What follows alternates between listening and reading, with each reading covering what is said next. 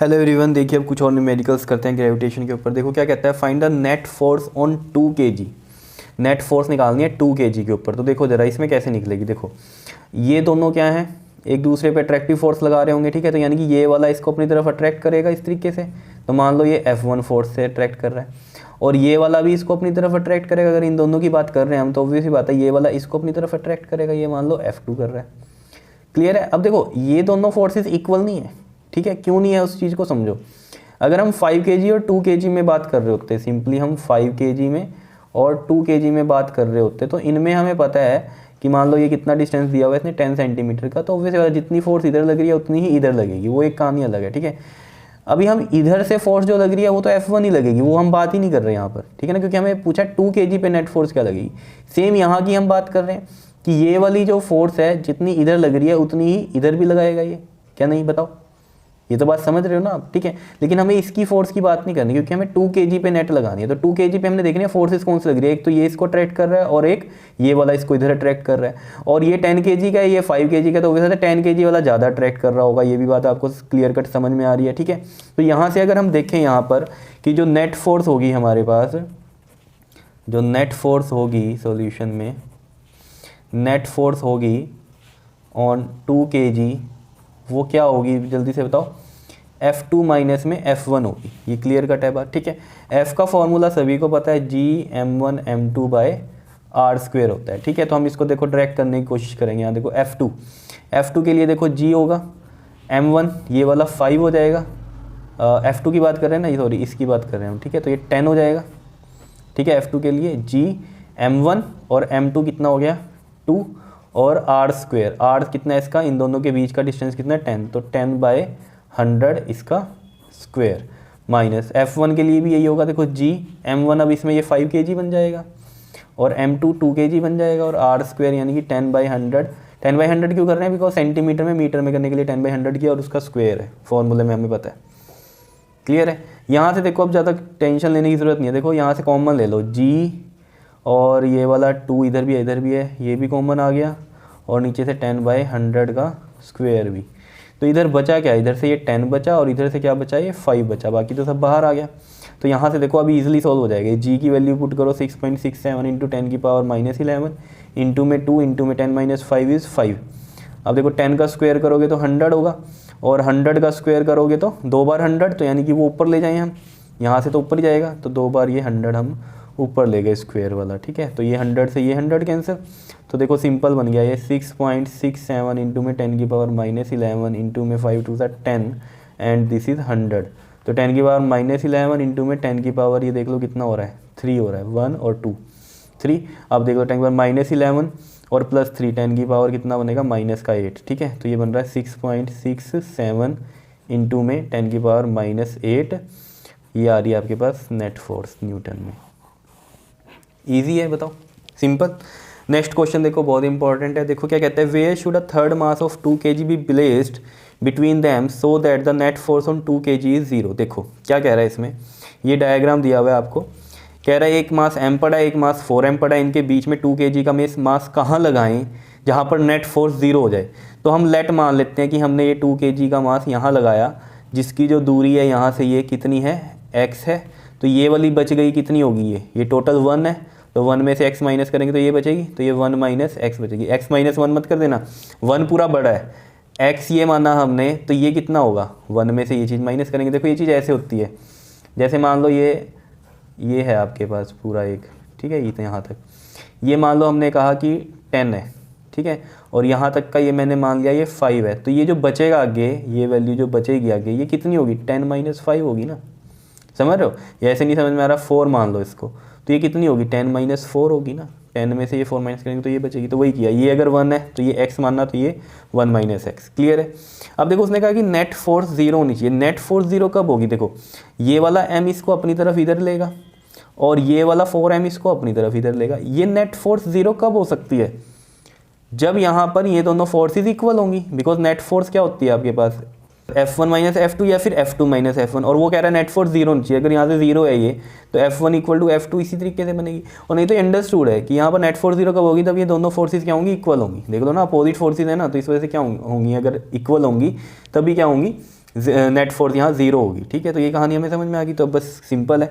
अभी अगर F1 है तो यहाँ पर देखो फॉर्मूले के अकॉर्डिंग G M1 कितना मान लो, इसमें ये वाला M मान लो, और M2 कितना मान लो, ये 2, और R स्क्वेयर R कितना ये मान लो, x स्क्वेयर मान लो। ठीक है जी, इतनी बात क्लियर है।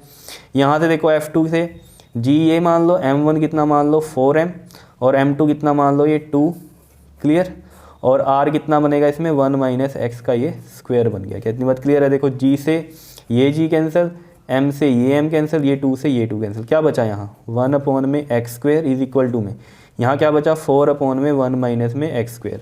अब यहाँ पर इन क्वेश्चंस को करने के लिए क्या करना है आपको, इतना तो सब कर लेते हैं, आगे क्या करना है, आगे ज़्यादा दिमाग नहीं दौड़ाना इसमें। क्या कर देना है, क्या करना है बताओ, ये इसका होल स्क्वायर है। ठीक है, क्या करना है, square root on both side करो, square root on both sides, on both sides. तो देखो ज़रा square root on both sides करेंगे तो देखो क्या होगा। मैं नेक्स्ट पेज पे करता हूँ। यहाँ पर देखो ये वैल्यू थी हमारे पास 1 अपॉन में एक्स स्क्वायर, इसका स्क्वायर रूट कर दिया, और 4 अपॉन में 1 माइनस एक्स का होल स्क्वायर था, इसका स्क्वायर रूट कर दिया। तो देखो 1 का रूट 1, एक्स स्क्वायर का रूट, देखो एक्स स्क्वायर का रूट क्या बनेगा, स्क्वायर से कट जाएगा तो एक्स बनेगा, और यहाँ से 4 का रूट 2 बनेगा, 1 माइनस एक्स का होल स्क्वायर से रूट करेगा तो 1 माइनस एक्स रह जाएगा। क्रॉस मल्टीप्लाई करो, 1 माइनस एक्स को 1 से करा तो ये आएगा, 2 को एक्स से किया तो 2x आएगा, तो ये 2x प्लस में x आ गया, इधर 1 रह गया।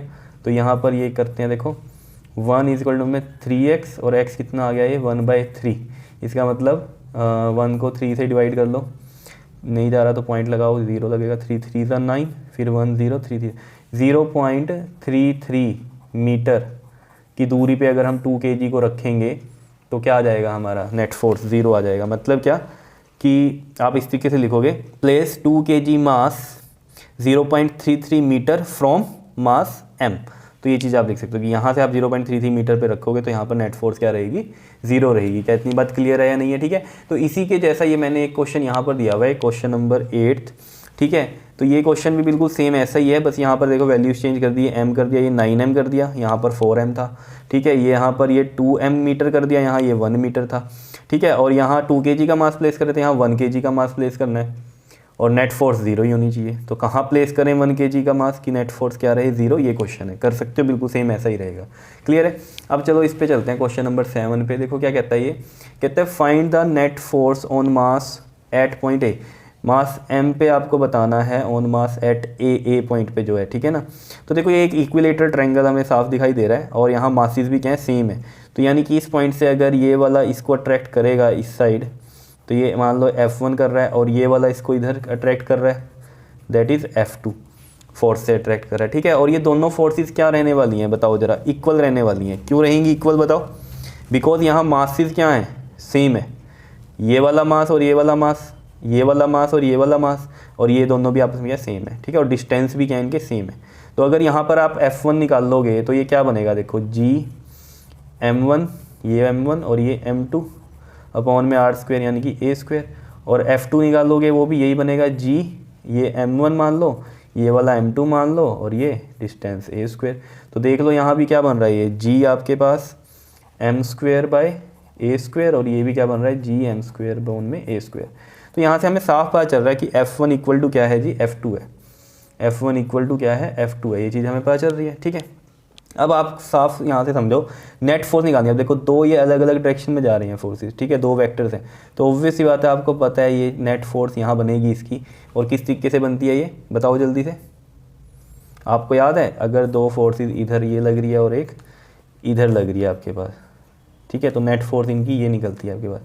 याद आया parallelogram law of vector addition? याद आया?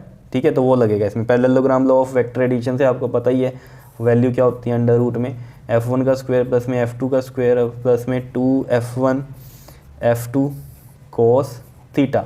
और थीटा इसमें कितना होगा जल्दी से बताओ? 60 होगा। क्यों? क्योंकि ये सारी साइड्स बराबर हैं, तो एंगल कितना होगा इसका, 60 होगा। ठीक है जी, क्लियर है इतनी बात? तो ये चीज़ आपको पता चल गई यहाँ पर कि थीटा कितना होगा इसमें, 60 डिग्री का होगा। ठीक, मैं लिख भी देता हूँ 60 degree because it is a equilateral triangle.